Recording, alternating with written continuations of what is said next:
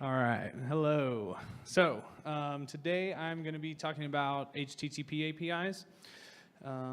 We were having some clicker issues. Maybe that, yeah, there we go. Okay, so just a little bit about me. I'm a web developer at the OSU Foundation. I've been building web applications and network applications for about 5 years now. I previously worked for a wireless internet service provider as a network programmer, primarily writing Python. You can forgive me, though, as Daniel said. And then here's all my contact information. I'm on Slack, GitHub, LinkedIn, Twitter. I am new to Twitter, though, so I'm just forgive me for that also. My hobbies outside of programming include foosball, longboarding, gardening, and cooking. All right, so today we're going to cover what an API is. We're going to talk about RESTful architecture. We're going to talk about JSON-RPCs, GraphQL. We're going to do a little bit of ajax, and then we are going to build a tool using the GitHub REST API. Okay, so what is an API? API is an acronym for Application Programming Interface. An API is a means through which we allow third-party software to interact with our applications. APIs allow us to encapsulate implementation details of a piece of software behind an interface. That way we're only exposing the parts of the application that we want other software or users to be able to use. This allows the users of our API to focus on what the application does. They don't have to worry about how it does it or anything like that. Among other benefits, it also allows us to make changes to the way our application works, provided that it still exposes the same interface. It's not going to break any third-party software that may use it. Okay, so the two main ones that we're going to cover today are REST and JSON-RPC. Now, you may have heard the term REST or RESTful API used quite a bit. Oftentimes, developers may describe their APIs as RESTful, which should mean that it conforms to the principles of the REST application architecture. Sometimes, however, what they're really referring to could more closely be described as a remote procedure call API over HTTP. And we're going to cover that today. So a brief introduction to REST and RPCs are going to be covered.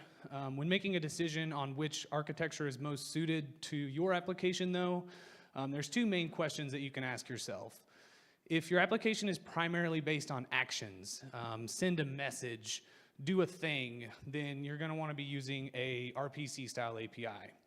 If your application is based mostly on data-driven applications with create, read, update, delete functionality, then you're going to want to use REST.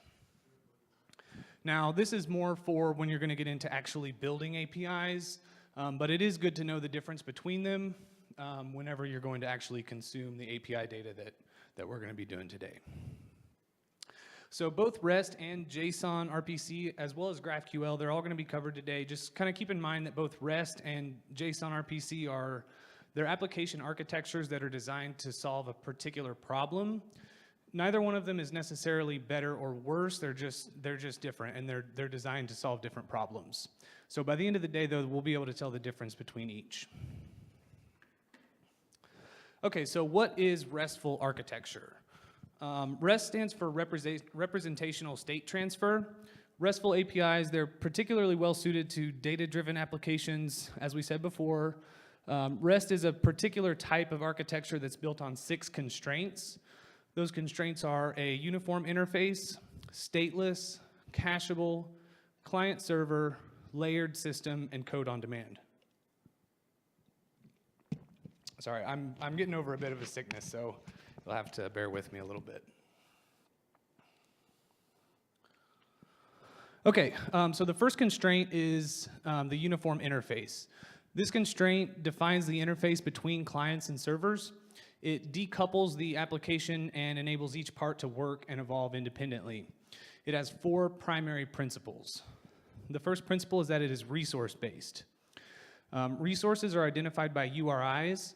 The example that we have here is /lists, then we've got a number, which is typically an identifier, then a reference to some items, and then another identifier.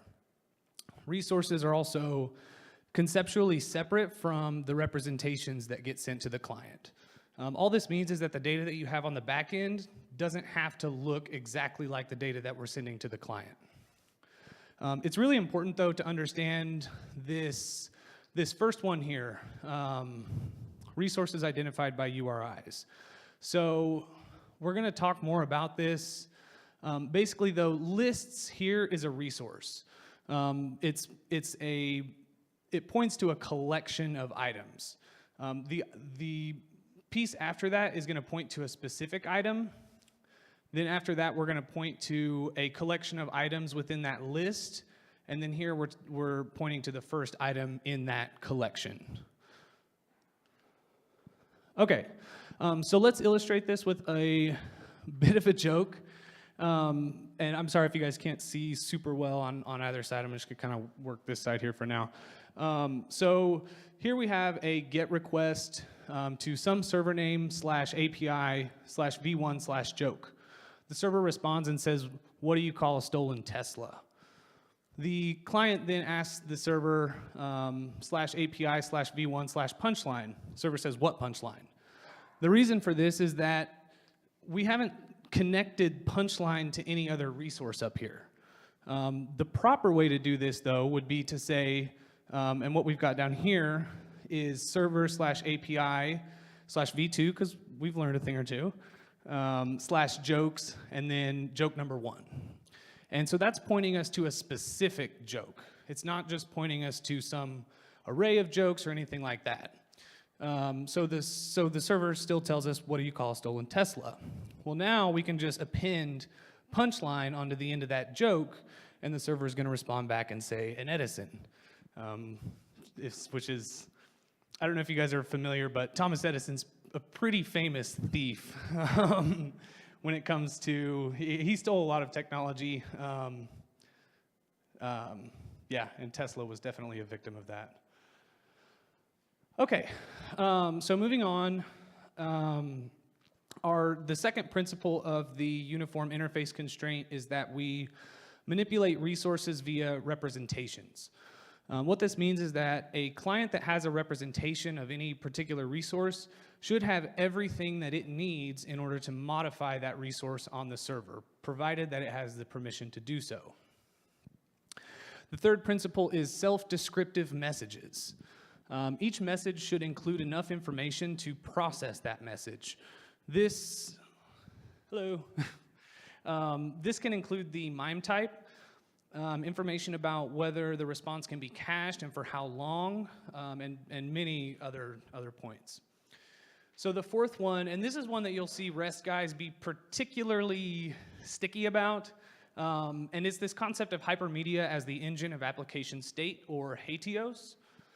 And what this means is that our clients deliver state to the server via the request body, the HTTP headers, query string parameters, or the request URI. Servers deliver state back to the client via its body contents, response headers, and status codes. And especially on this last one, as necessary, server responses should also include links to related resources. Related resources can be used to describe relationships, as well as point to the next set of results if we're using pagination for data that's maybe coming out of a database. So this is really important because it makes your API browsable. You can take a response and use that to build your next request. So if we want to, say we've got an API that's going to return hundreds of results, but it's only going to give us 15 or 20 at a time, we could still write an algorithm that may go and fetch all of those using that next URL. So this is really, really important, and we're going to see what this means when we use the GitHub API later on. Okay, so the second constraint of RESTful architecture is that it should be stateless. All of the state required to process any request, it should be contained within the request itself. State can be transferred as part of the URI, the request body, headers, or the query string. Statelessness allows for much greater scalability because servers don't have to worry about maintaining or communicating any of that state. Also, when we ditch sessions and we're no longer storing our state in sessions, it makes load balancing a lot simpler because our load balancers don't have to worry about which server should I send this client to so that that server remembers who they are, right? All of this state is just self-contained right there in every single request. So it makes load balancing a lot easier. Okay, third constraint is that it is cacheable. Responses should explicitly or implicitly define themselves as cacheable. This allows clients to avoid a lot of trips back to the server. It also further improves scalability and performance because our servers aren't having to respond to as many requests. Constraint number 4 is it defines the client-server relationship. Clients should not be concerned with data storage. This makes our client code a lot more portable. Servers, they're not concerned with views or user state, which makes them more scalable and a lot simpler. Servers and clients can then be updated and replaced independently as long as they're still exposing the same interfaces. Constraint number 5 is that it can be a layered system. So what this means is that clients shouldn't be able to tell if they're connected directly to the server or to some intermediary server, such as a load balancer. Intermediary servers can handle things like shared response caches. Maybe some of you have heard of technologies like Redis, load balancing with something like Nginx, and the enforcement of security policies. This leads again to further improved performance and scalability. Number 6 is the only optional constraint in the RESTful architecture. It's code on demand. Basically, it says that servers can extend the client's functionality by sending them additional executable code, such as a Java applet or a JavaScript library. It better be JavaScript if you're coming out of this group. Okay, so those are all of the points all of the main points around RESTful architecture. I did provide a link at the beginning to the paper that originally defined what REST is. If you want to play around with REST in the wild, like we're going to today, the GitHub version 3 API is a great resource for that. And that's what we're going to be using today. Okay, so moving on to JSON-RPC. RPC here stands for Remote Procedure Call. Today we're only going to be covering the JSON-RPC specification, but just know that other specifications exist. There's also XML-RPC, SOAP.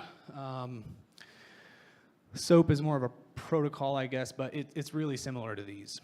So RPCs are primarily focused on methods that perform calculations, do actions, manipulate data, and things like that. The easiest way of thinking about RPCs is that they're essentially just functions that we're calling on some remote server. So looking at this JavaScript code here, we've written a sum function. It takes in an array of integers, loops over all of them, summing them up, and then returns the result. So when we pass here this array of 1, 2, 3, and 4, we should get the result 10 back from the function. If we were using an RPC, it would look much more similar to the bottom. And note that this is just the calling of the function here. So this calling of the sum function, this down here is what it would look like as a JSON-RPC request. So we've got our HTTP header information here. We've told the server the type of data that we're submitting, which is application JSON. And then our actual payload here tells us that we're using the 2.0 specification of the JSON-RPC spec. The method that we are wanting to run is the sum method. The parameters that we're sending it are the same parameters that we called here in the sum function. And then we also give it an ID. Now, this ID is important because the server is going to use that ID to correlate back to us the result. So when it sends us the result back, it's going to send us back the same ID so that our application knows which result it is getting back. Oftentimes, we're going to be making batch requests where we're sending more than one of these at a time. So we want to know how to tie each result to each request. So the response that we get back here, I've removed most of this header information because we're going to be seeing that a lot. But it's going to send back to us the same JSON-RPC member here with the same variable. This is required for all of the communications. We need to say what version of the spec we're using. It tells us the result that it got, which is 10, and gives us back the ID that we originally sent. Okay, so let's talk about each one of these members on the response object. We've already covered most of them, so I'm just going to move quickly through here. JSON-RPC is the version of the spec being used. The result are the results of calling the function or the method. Result is required on success, but it must not be present on error. So whenever you are going through the response of some RPC request, there's either going to be a success or there's either going to be a result member or there's going to be an error member. There should never be both. That way we can really quickly determine, did something bad happen or do we have a result that we can count on? It's also going to send back this ID. So one other thing to note about the ID field is it's not required, but it is required if we're interested in receiving a result. Whenever we leave that off, essentially what we're saying is that we're sending out a notification. This is a message that I just want to send out there, and I'm not concerned with what comes back. A lot like UDP. Okay. We can skip over this.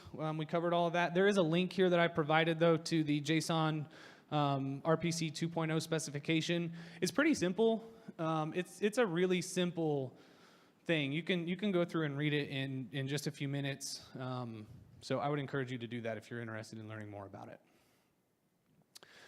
Okay, so JSON-RPCs in the wild. Everybody here uses Slack. Slack is a good one. They're not super true to, and they don't even actually call it a JSON-RPC. They just call it their web API, but it looks and behaves a lot like any other RPC-based API. So I provided a link here to their documentation. So they have a really, really solid web API with a lot of good documentation around it. So if you're wanting to get into consuming API data and using APIs, then Slack is another good one. Okay, so we're going to move on to GraphQL. This is the last one that we're going to cover today before we start actually writing some code.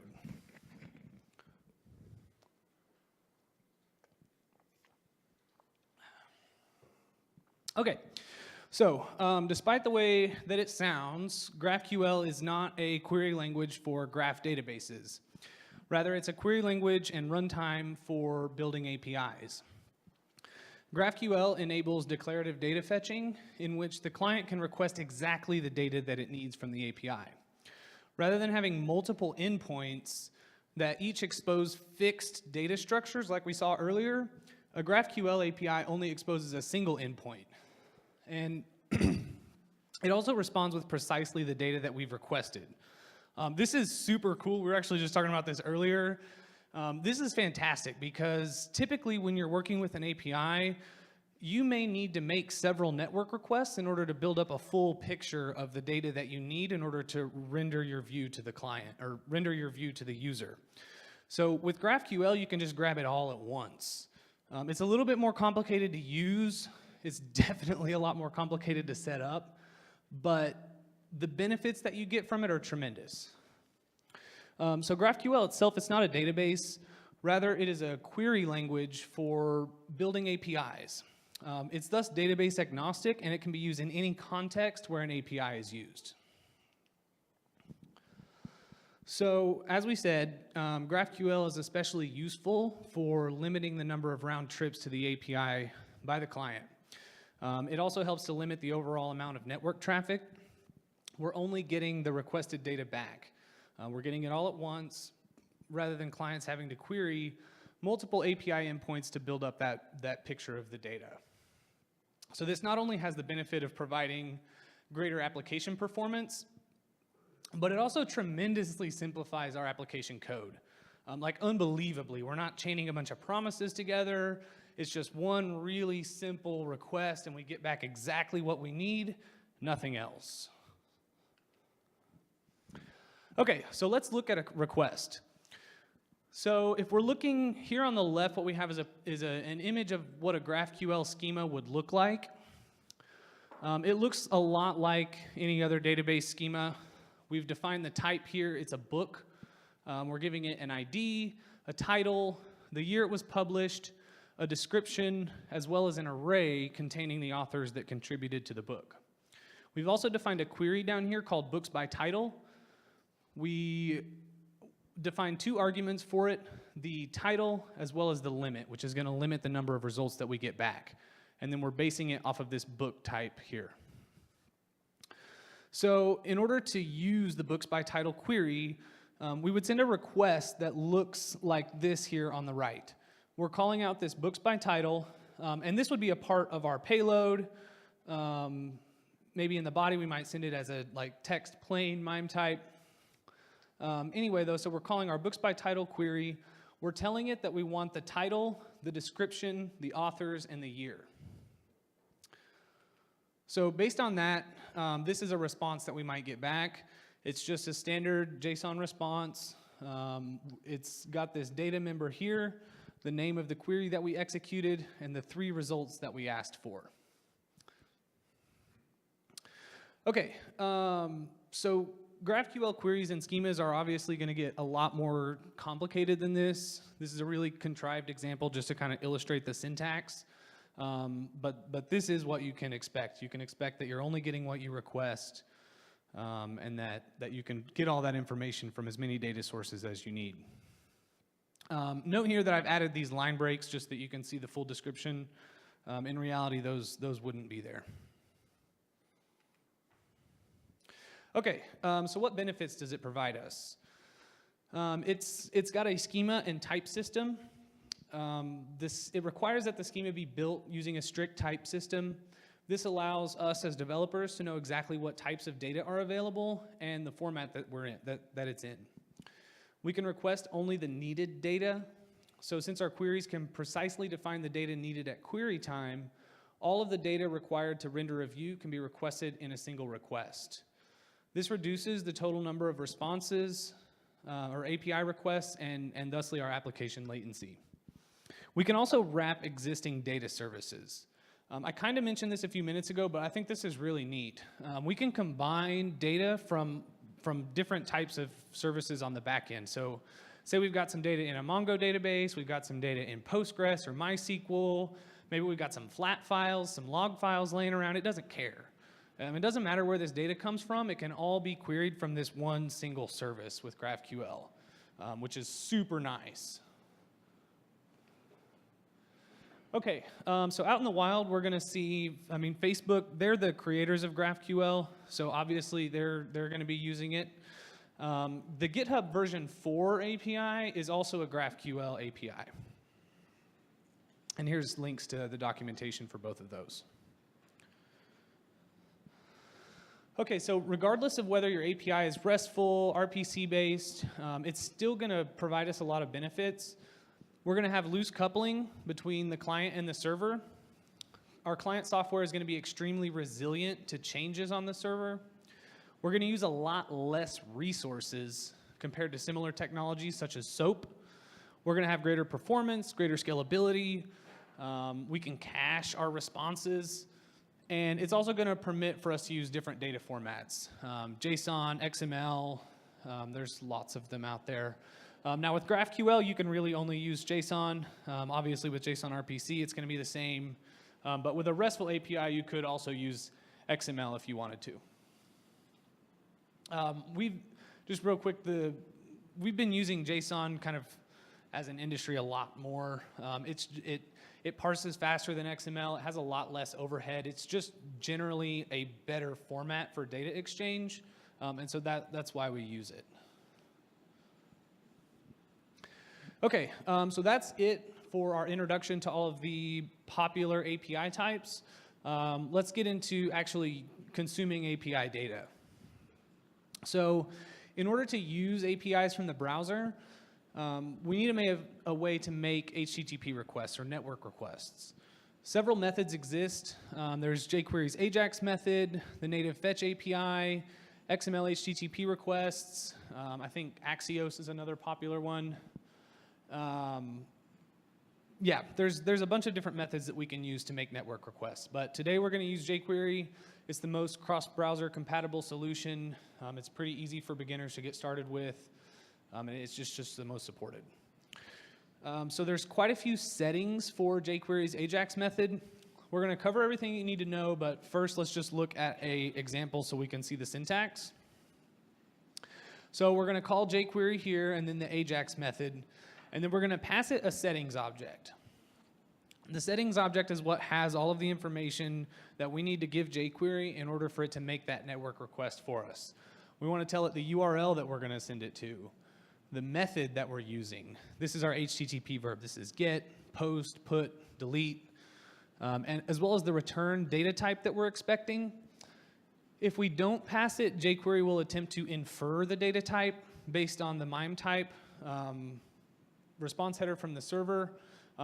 I always stick it in there though, just so I know what I'm dealing with when it comes back. We can also pass it a success handler, which is going to handle our data response from the server, as well as an error handler. There's several different ways that we can do this. After we look at the settings that are available to us, or some of them at least, we'll go over some of the different ways we can structure these requests. Okay, so in the settings object, we have the URL, which we described a moment ago, the method, which again is our HTTP verb. It's get, put, post, delete. There's a few others. The data type, our success handler, our error handler, the content type.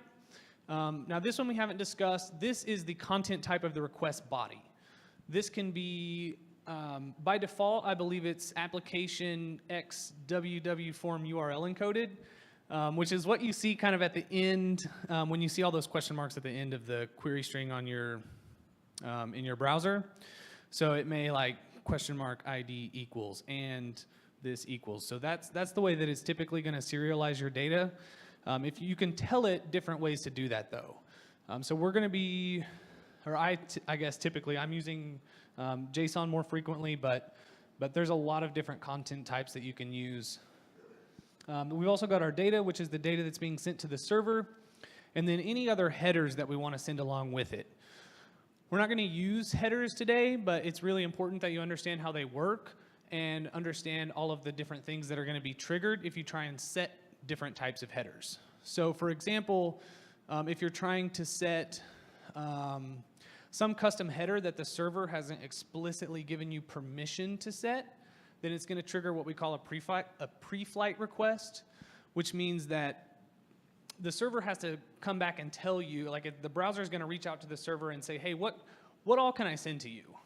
The server is going to then respond and say, well, you can send this header and that header and that header. And if any of the headers that you've attempted to set are not allowed by the server, then it's going to kill your request.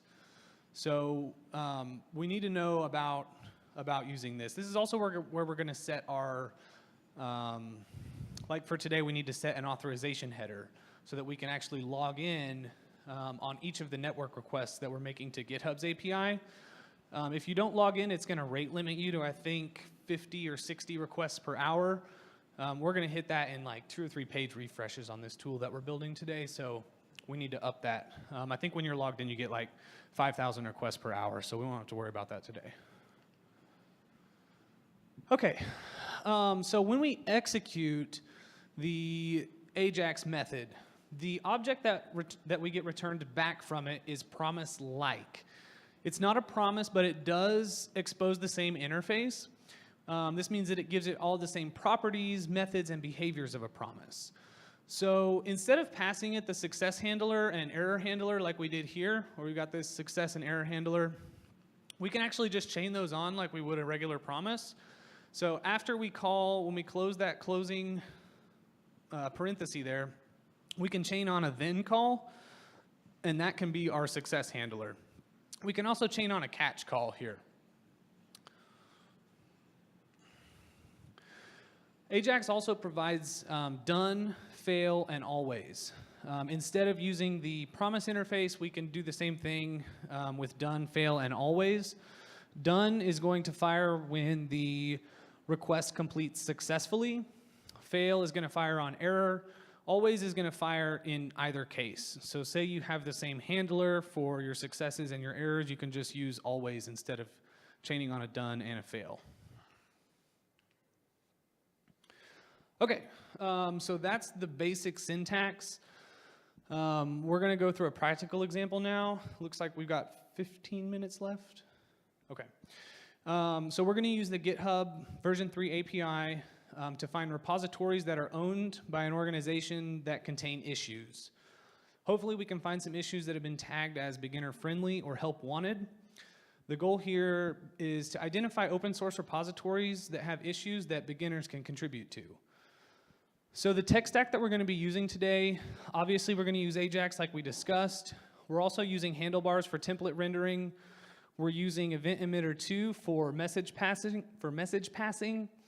We're also going to use a grid and a library for adjusting the contrast of our text against our backgrounds. So I am going to put this down here, and we will switch from PowerPoint to Atom and the browser. Okay.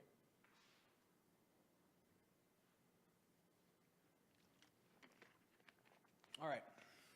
Before we get into the code, though, let's look at what we're actually doing. Okay. So this is a listing of all of the repositories that FreeCodeCamp Oklahoma City has. After we list out each one of the repositories, we're also look, do I need to zoom this in? Can you see that a little bit? Better? Good, okay. We're also going to list out each repository individually along with any issues that it may contain. So if we scroll through here, this one's been tagged as an enhancement. Here's one with a beginner label, a good first issue, help wanted. This would be a good one to start on if you're a beginner. So this is all built using the GitHub API. So let's tear that down and rebuild it. Good. Okay.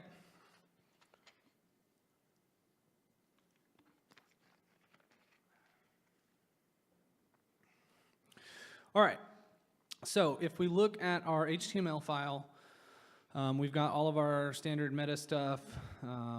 We've got included some styles. Our libraries here are jQuery. We've got the handlebars runtime, which is a little bit more lightweight than handlebars. We're using precompiled templates to make it run a little faster. Not that we need to for a project like this, but it's just good practice. We've also got our text contrast library here, and then our pub/sub library, Event Emitter 2. The first thing that we're doing here is we're setting up this window.evt, which is what we're going to use to pass messages and let different parts of our application know when some event has fired. And that'll make a little bit more sense here in a little bit. Okay, we've also got this Ajax setup file here. This is where we're actually we're hijacking all of our Ajax requests and injecting the authorization headers. This is really easy to do. I'm not actually going to show you because it's got my username and password in there. I had to leave myself a little note not to show you guys what's in there. It's base64 encoded, but you could still just look at the video and pause it and just run it backwards, and you'd have my information. Okay, so we've got a couple of handlebars templates. We've got a template for our repository, and we've got a template for our issues. If we want to go in there and look at those really quickly, we can.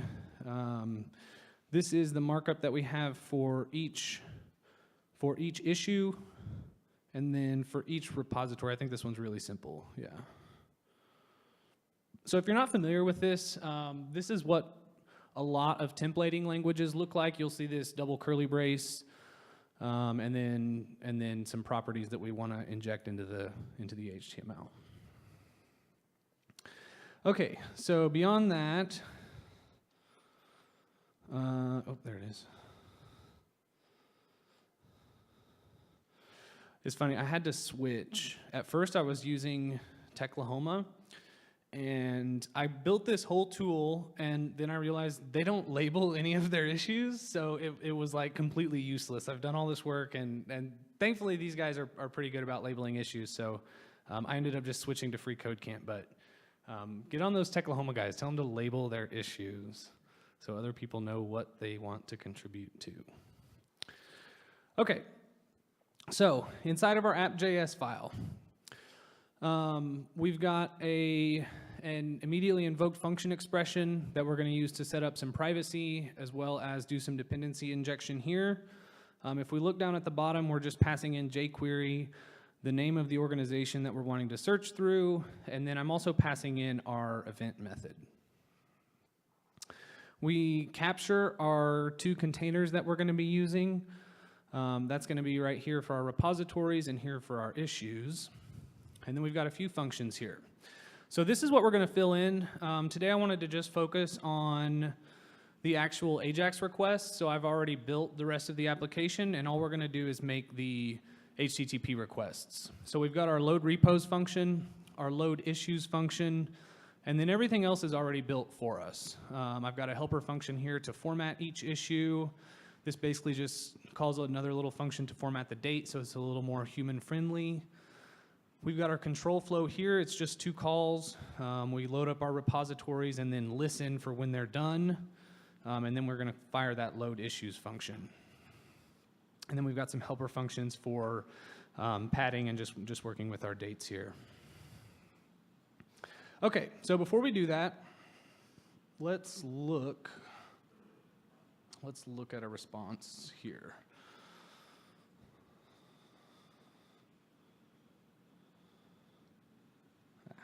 Sorry.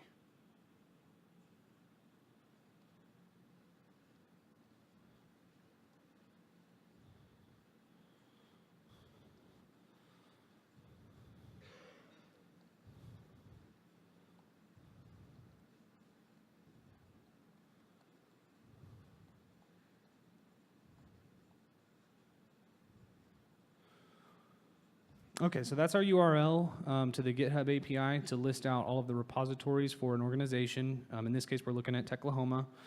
And then we're going to give it a method here, which is get. We are going to give it a data type that we're expecting back, which is going to be JSON. We're going to give it a success handler, which is going to accept some data as a result. And then let's just loop over our data and see what we're dealing with here. We're going to use for each, pass it a function that accepts an item, and then let's just log that item out to the console. And then let's also pass it our error handler.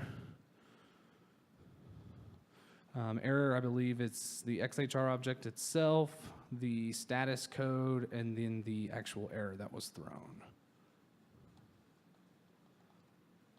Hopefully we don't have any, but okay. Okay, nobody can read that. Let's blow that up. So these are all of the repositories that we got back from the API. As you can see, there is a ton here. Let me just put this on a different screen.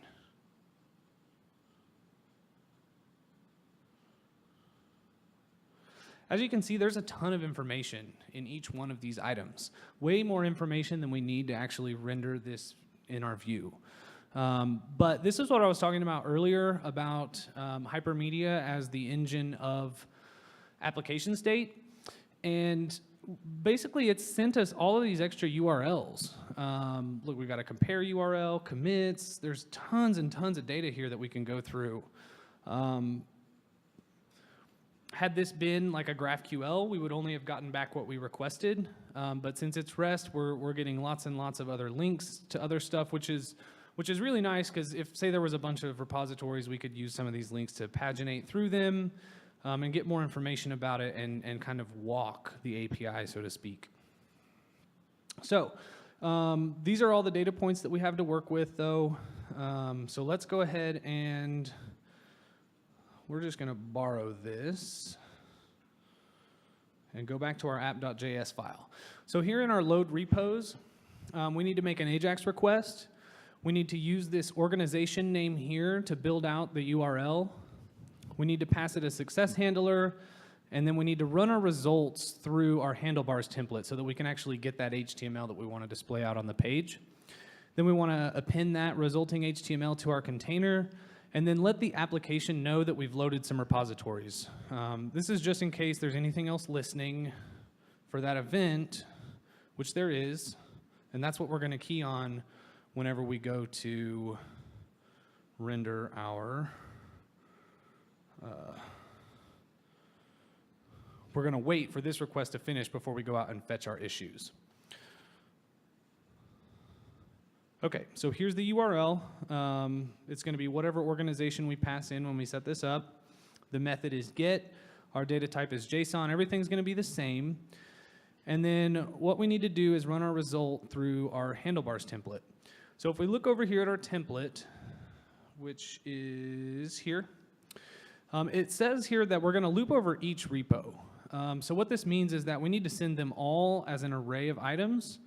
So we can remove this, and we'll just say HTML is equal to handlebars dot templates dot repo, and then we got to pass it a context item. In this case, it's looking for repos, so we're going to say repos, and that's actually just the data that we received back. So then we can say repos container dot inner HTML plus equals our resulting HTML. And then we want to emit our event that says we've loaded our repos. And then we're going to pass that our data as well. Okay, so now if we come back over here, we should be able to refresh this page, and we should get our repositories that we just fetched from the API. Good. Okay, so we've got Angular app, our Twitch Slack bot, FCC OKC web here. This is a really good one. If you guys want to contribute to something, please make it this one, please. There's lots of issues on here that everybody can work on. Okay, so next step, we need to render our issues. So the first thing that we're going to want to do is we need to loop over each repository that we have here. This is being passed in, by the way, through that event emitter. So here we're listening for this repos loaded event, and then we're calling our load issues function. And if we look here at this function, it's accepting some repos. Now that's why whenever we called this evt.emit repos loaded, that's why we pass it this data, so that it can have access to all of those repos that we just fetched. That way we're not storing it in some global variable somewhere, we can just pass it around. This is called event-driven programming, by the way. I don't know if many of you guys are familiar with it. It really helps to simplify your code, where you can just register some handlers and pass data around, and then you can just call an event rather than say taking two modules and tying them together by having them call each other's methods and stuff. That's really what we want to avoid. What we want is for our modules to not really know about each other. They shouldn't care about one another. They're just going to say, hey, application, I just did this thing, and here's the data that goes along with it. That way, if there's anything listening, it can pick up on that event and do what it needs to do, but it doesn't necessarily need to know about the other pieces of the application. This provides us really loose coupling, which is great in terms of being able to extend our software and just make our software more resilient. Okay, so on to loading our issues. We want to loop over all of our repositories, so we'll say repos.forEach. We're going to pass it a function, and I'm sorry, I'm not using ES6. I'm not sure if everyone is super familiar with ES6 yet, so yeah. Yeah, we definitely can. Anyway, okay. So what do we need to do here? We want to grab its URL and its name. So we will say const name is equal to repo.name. And sorry, I'm a white space stickler. And then we'll say we need to also grab its URL. So URL is equal to repo.html URL. Now we got that from that API. So if we were to look back at that request, there's an HTML URL that's used to actually tell us how to actually get to it. The reason that I did that is so that we can point the user to that issue. That way they can just click on our item and it takes it to a human readable HTML page rather than an API response. Okay, so we're going to loop over each issue. We're going to extract its name and the URL that it belongs to, and then we can go ahead and make our AJAX request. We need to give it a URL, and this is going to be https api.github.com orgs, and then thank you, github.com Wait, what? Oh, HTTP. Thank you. Thank you. That wouldn't have been good. We would have found out if our error handler worked, though. Okay. And then we're going to pass our name in. Oh, I'm sorry. Org.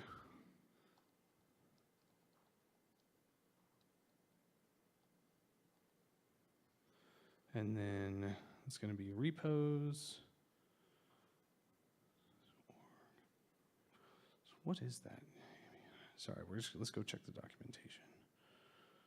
So we're looking for issues here, and this would be good so you guys can kind of see how we find this stuff. Orgs, issues. Oh, here, let's do this. Let's check my solution. In case I forgot something, I went ahead and did all this. Org name. Yeah, that's right. Okay, sorry.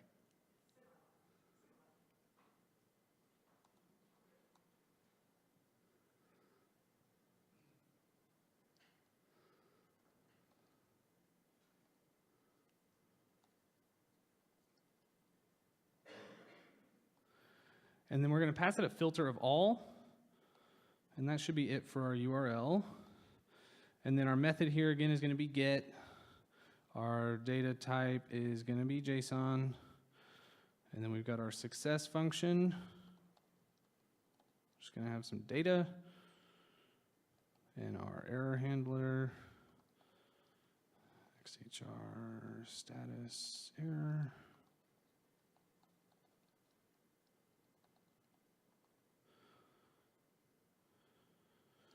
Okay, so let's say on success, we want to make sure that it has issues. So basically here we want to say like if data.issues.length. Basically we're just checking to make sure that it has issues because we don't really want to render the repository into the screen if no issues exist for it. And then we need to create our context object for handlebars. It's going to want a name, a URL, which is our HTML URL. So that's going to be, let's see, let me go back and check here again.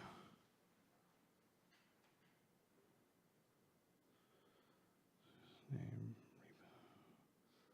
Oh yeah, the repo, the URL that we captured previously. That's why we grabbed it. Sorry. And then it's also expecting our issues.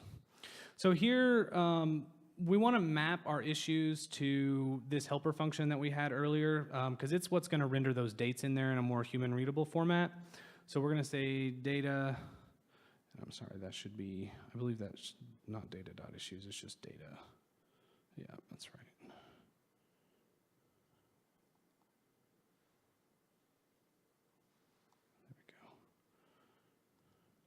It's going to be issues.map, and we're going to map that to our format issue handler.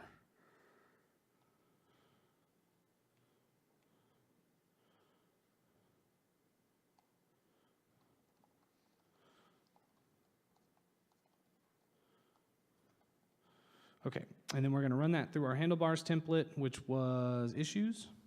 We're going to pass it our context object that we just created.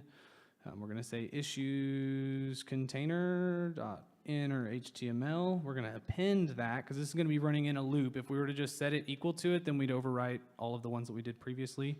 So we want to append here our HTML, and then we're going to call our event function.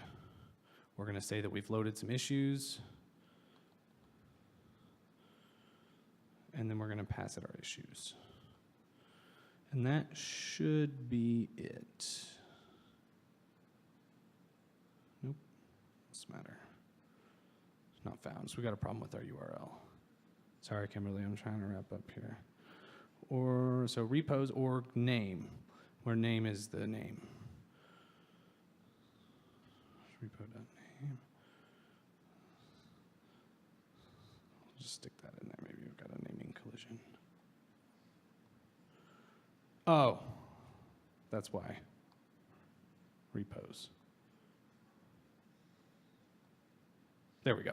Okay, let's clean that up.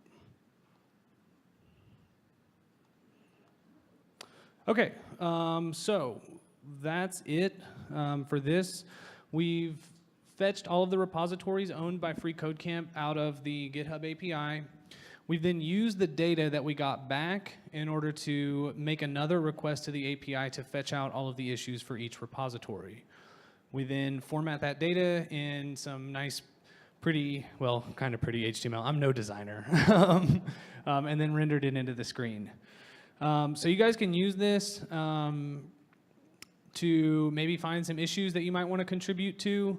It looks like we did find a couple of good ones here that look like they're beginner friendly. Again, these guys are super good about tagging their issues with labels.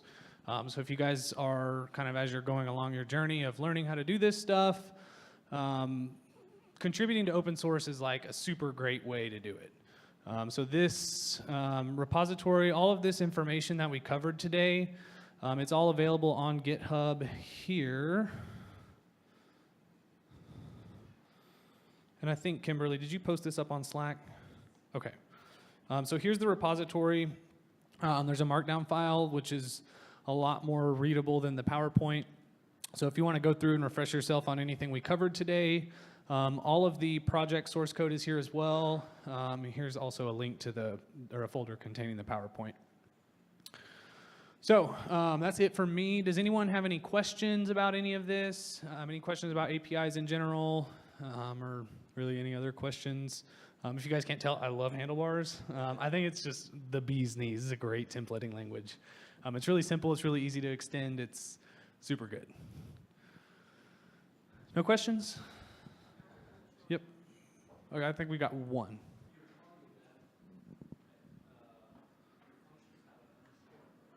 Oh, yes. Okay, so he was asking about my naming conventions. Anytime I'm working inside of some function scope, if I'm not returning any functions that I define back to the outside world, to the global namespace, I always append that underscore. It's just a common convention for basically saying that this member is private.